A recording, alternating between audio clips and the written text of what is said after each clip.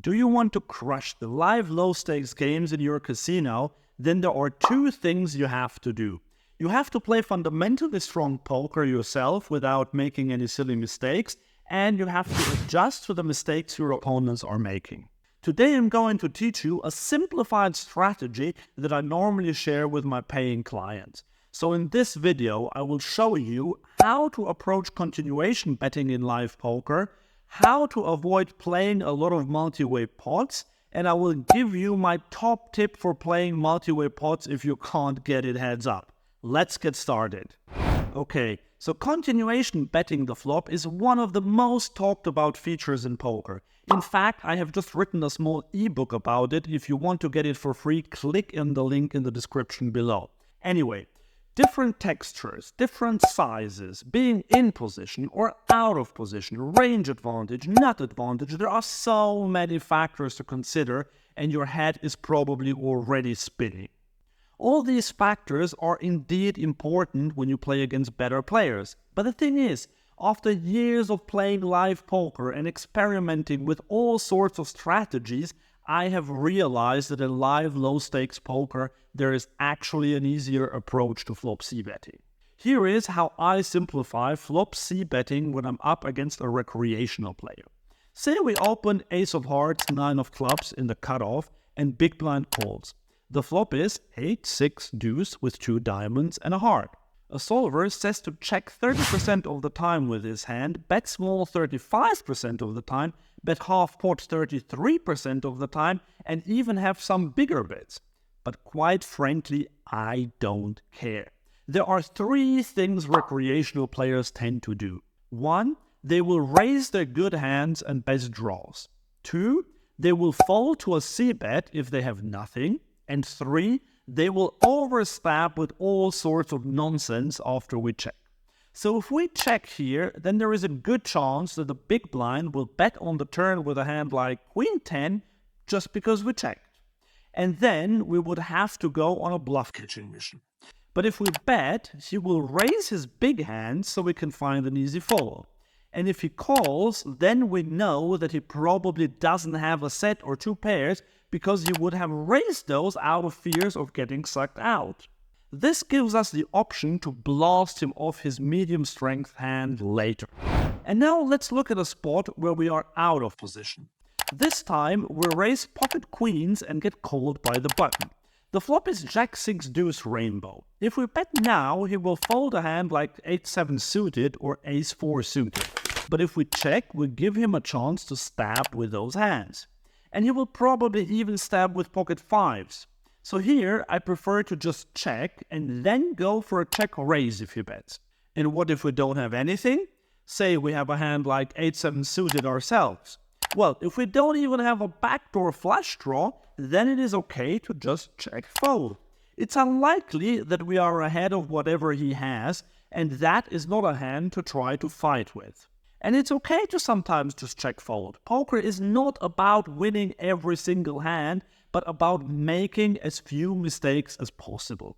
So the simplified flop C betting strategy in heads-up pots against recreational players is check your entire range out of position and bet your entire range in position. It's as simple as that.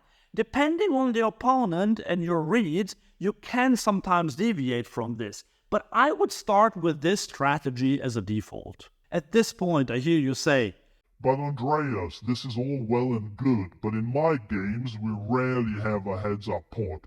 All the flops go multi-way." That is a valid point. And that's why I'm now going to show you how you can avoid that. Sure, if you raise under the gun, it will be difficult to avoid a multi-way pot, but if you are in later position, then it should be much easier. Usually, there will be 2 main ways of how the action will unfold. Either there will be a bunch of limps, or there will be a raise and maybe a call or 2. Let's look at both scenarios. Say we have ace-10 offsuit in the cutoff, and there are 3 limps to us. Your worst option here is to limp behind. That would be terrible, actually. The second worst option is to raise to something like $12. Everyone will probably call you, including the cocktail waitress. That's why you have to go absurdly big. $20 is the bare minimum. I will make it $25. This should either get you heads up or you just take down the pot. But the second scenario is the more interesting one. Say now low jack raises to $10 and hijack calls. Again, the worst option by far would be to call behind. I'd much rather fold than call behind here. But the best play in this spot is to squeeze.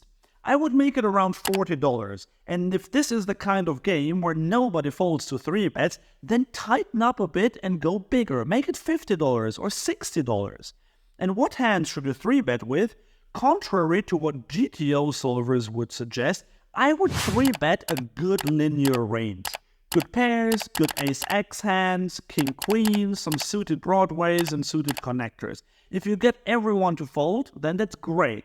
And if you get a caller, that's still fine. You have position, you have a skill edge, and you should have a better range of hands. So if you want to avoid multi-way pots, 3-bet aggressively with a linear range in late position. But as I said, it's not always possible to avoid multi-way pots, so we still have to know how to play them. The general advice is to be fairly honest and not bluff much because someone is likely to have something. And that is generally a sound strategy. The other advice you often hear is to bet small in multi-way pots. And that is generally okay. But today I would like to show you a different approach. Here's an example. We raise pocket 9s under the gun and almost everyone calls. Even the people playing roulette in the next room seem to call. The flop comes ace-jack 9, rainbow. If I had a hand like king-queen, I would just fold. If I had a hand as strong as ace-king, I might also just check or I would indeed bet small. But with pocket 9s, I will bet big. There are about 1 million players in this hand. It is quite likely that someone will have an ace. And an ace is never folding, no matter if I go quarter pot or almost full pot. And then there are hands like queen 10, 10-8, 10-7, king queen, and so on, that won't want to fold, not to mention if someone has 2 pairs. And even a naked jack might sometimes call. So just bet on the bigger side and keep betting big if the turn is a brick. But Andreas, isn't our strategy totally transparent if we always bet big with our nuts, bet small with medium strength hands, and check with bad hands? I hear you ask. Yes, we are, absolutely. And who cares? I don't. If you play against good pros, then you have to be more careful, of course. But the thing is, good pros don't usually play lots of multi-way pots. And the typical 1-2 or 1-3 player won't fold top pair because last time you bet big you had a set. He probably didn't even notice it because he was busy ordering his next beer. So just play your hand and don't worry about balance. And if you want to get more tips on how to play multi-way pots, then click on this video here.